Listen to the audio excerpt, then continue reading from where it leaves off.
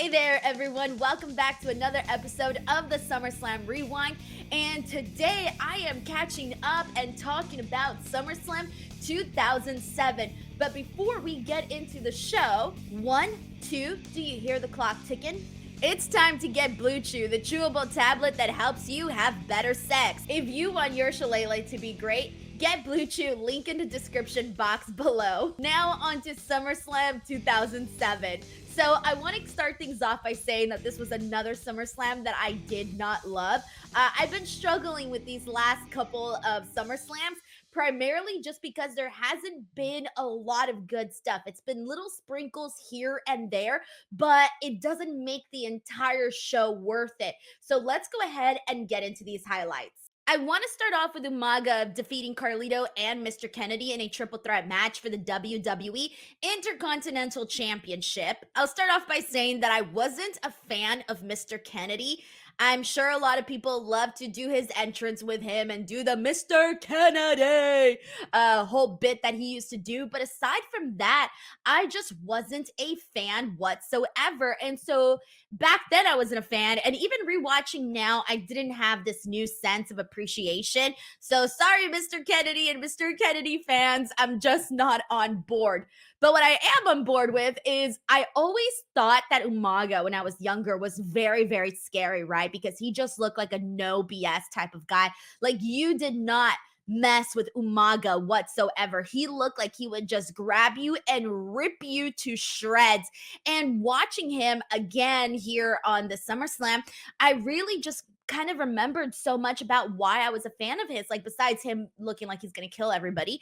But I really thought he was a great main event worker and you really believed what he was selling. He did have like an outdated gimmick, which was like the Samoan Savage, but he made it work and it was truly believable. And a lot of people have made this comparisons now with Jacob Fatu and Umaga. To me, that fits. Like, that was his uncle, and it definitely fits into him being more similar to Jacob Fatu. And so that was really like the big thing that I was thinking about while I was watching this match here.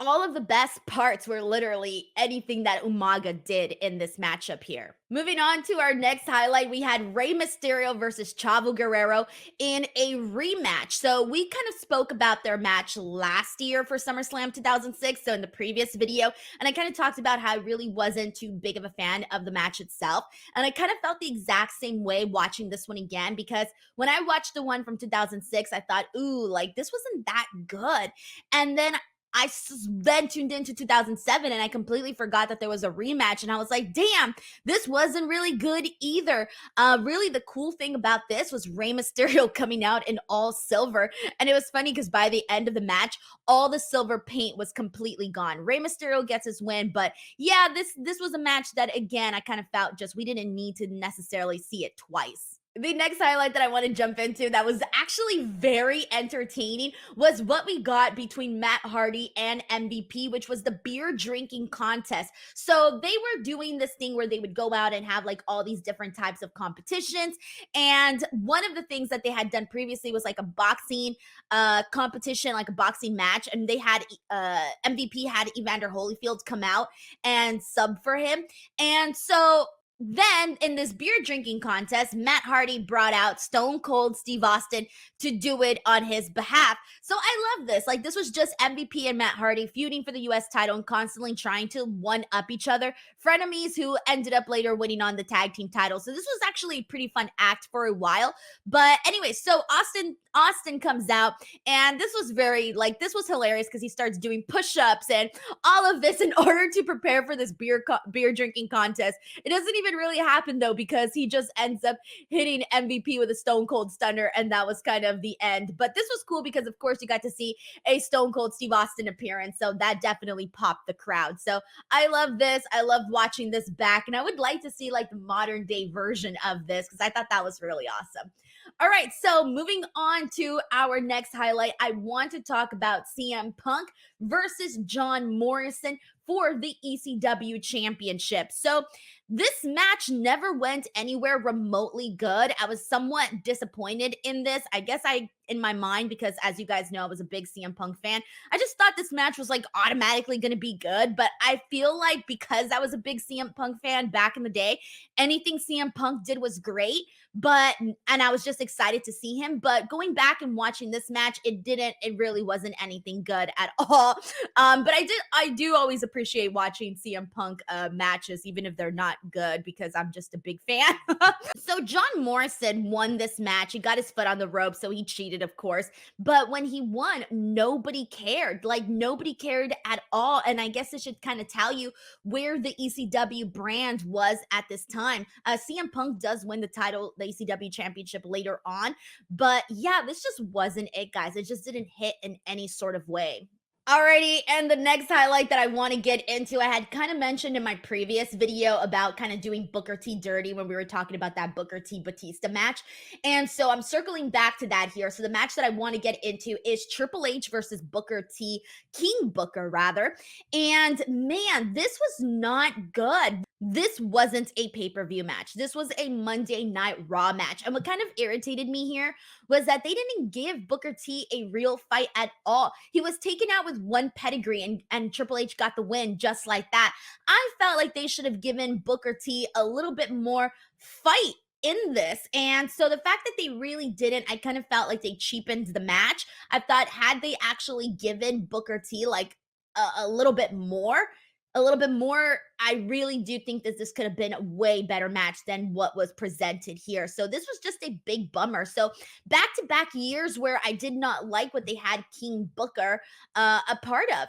And well, my friends, speaking of Booker T and Batista from last year, let's get into that Batista match for this year's SummerSlam and what they ended up doing here. So first of all, I was so excited to rewatch this match because I didn't really remember this match at all, but I'm a big Great Khali fan. Don't laugh. I just really like the Great Khali. He's just one of those people that I'm not expecting him to have no 5-star match. I just like the Great Khali because he's like a freak act, right? Like he's so tall, he's so huge. And I just like the Great Khali. Like it's just one of those people that I'm a fan of. And so I was so excited to watch this match because I was also a big Batista fan back in the day. And whenever you get like two big dudes like this, oh, I'm intrigued, bro. I'm so intrigued. But the match itself, though, what we had here with the Great Khali and Batista, this was kind of painful to watch. First of all, it was kind of painful to watch the Great Khali walk because, you know, he's a giant and his knees, every time he took a step, you could watch his knees like dislocating. And so that was kind of painful to watch. But other than that, most of the match was the Great Khali dominating Batista and Batista trying to knock him down, but he can't because the Great Khali is so huge. And so the crowd literally started doing the wave during this. I was watching people start the wave during this matchup. So that should kind of tell you what people thought about it then and not necessarily a match that we were going to appreciate like 20 something years later. So for the ending, we end up seeing the Great Khali use the chair on Batista, so he gets himself DQ'd, which means that once again, Batista wins a match for the World Heavyweight Championship, but doesn't actually win the World Heavyweight Championship because it was due to DQ. The title does not change hand, so the Great Khali retained, and this was exactly what they did to Batista the year prior with Booker T, and then they did it again to him with the Great Khali. So make what you will of that. Moving on to our next highlight, and that is the main event. So here we go. The main event of this night was John Cena defeating Randy Orton for the WWE Championship. And oh my God, I have quite a bit to say about this. So first of all, the story heading into this, kind of a lot. Randy Orton had punted Dusty Rhodes into oblivion, and Coachman made him #1 contender. By this point, Cena versus Orton was kind of a dream match, so it didn't really matter that there wasn't like too much of a story. Plus, people considered the two of them contemporaries and or generational rivals, however you want to say that, because both debuted in 2002, both won their first titles around the same time. So by SummerSlam 2007, it had been 5 years, and people were ready for this match. And the match itself itself was fine. It was good. It was entertaining. It was the best match that we saw here. Randy Orton hit the RKO out of nowhere, but John Cena kicked out and then he hit the FU for the victory here. So, really good stuff. And we'll be talking about John Cena and Randy Orton again later on in a future SummerSlam video. But now let's go ahead and get into these ratings, although I kind of just spoiled one for best match. I definitely thought that John Cena and Randy Orton had the best match from the entire card.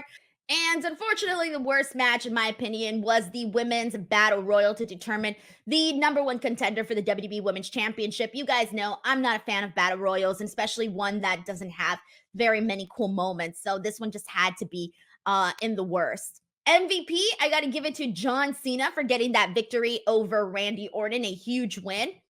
And my rating for this show is unfortunately a 5. Again, there wasn't too much that I loved from SummerSlam 2007, and I probably wouldn't go back and rewatch anything really on the show. If I did, it'd probably be Cena versus Randy, but that's probably about it. So, how did you guys feel about SummerSlam 2007? Go ahead and let me know in the comments section below. And if you want to hear me talk about some SummerSlams that I really did love, well, I recommend checking out SummerSlam 2000, SummerSlam 2002, and SummerSlam 2005 because those have been my favorite by far.